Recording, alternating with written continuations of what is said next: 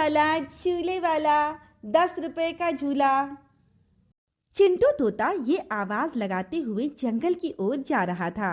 जंगल में सुंदर कबूतर की एक छोटी सी दुकान थी। तभी उसका बेटा राजू कबूतर उससे कहता है, पापा पापा, मुझे भी वो झूला झूलना है, मुझे 10 रुपए दो ना।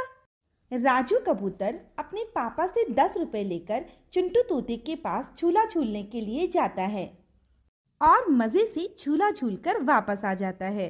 उसी दिन चिंटू तोते की तबीयत खराब होने के कारण वो जल्दी घर लौट आता है।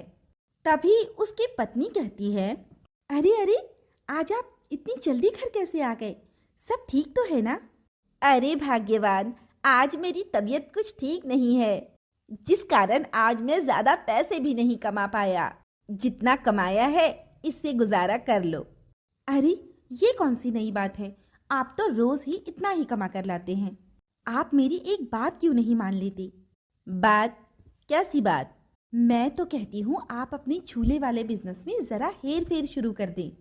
थोड़ी बहुत हेर फेर से क्या होता है, किसी को कुछ पता भी नहीं चलेगा और आपका बिजनेस भी अच्छा चलेगा। हाँ, लेकिन ये होगा कैसे? आप जरा अपना कान इधर लाएं, मैं आपको सब कुछ समझाती हूँ। चिंटू तोता अपना कान अपनी पत्नी के पास ले जाता है। काफी देर तक खुसर फुसर करने के बाद तोता सब कुछ समझ जाता है और वो अगले दिन अपना झूला लेकर जंगल की ओर चल पड़ता है। तभी कालू कौवे का बेटा मिन्नू कौवा 50 रुपए की नोट लेकर झूला झूलने के लिए चिंटू तोते के पास आता है और झूला झूलने के बाद वापस उतरने पर वो चिंटू तोते से अपने बाकी के पैसे मांगता है। तो चिंटू तोता कहता है, अरे अरे, कौन सा बकाया? तुमने तो सिर्फ मुझे 10 रुपए ही दिए थे। अरे मैंने तो आपको 50 का नोट दिया था, आप मुझे 40 वापस कर दें। चिंटू तोता मिन्नू कौवे को खूब खरी खोटी सुनाता है और मिन्नू कौवा वहां से रोता हुआ चला जाता है और फिर अपनी माँ को रोते हुए सब कुछ बताने लगता है।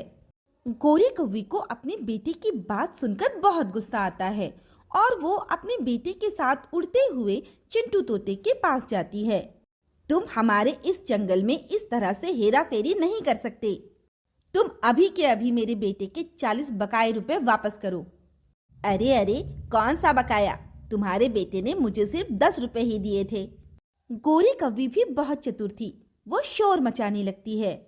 गोरी कौवी को इस तरह से चिल्लाते देख आसपास के सभी पक्षी वहां जमा हो जाते हैं। सभी पक्षी गोरी कौवी से उसके चिल्लाने का कारण पूछते हैं। तभी गोरी कौवी उन सभी को सब कुछ बताने लगती है। फिर सभी पक्षी मिलकर चिंटू तोते की तलाशी लेते हैं तो उसके पास 50 का नोट मिल जाता है, जिसके बाद चिंटू तोते की आंखें शर्म से झुकी हुई थी।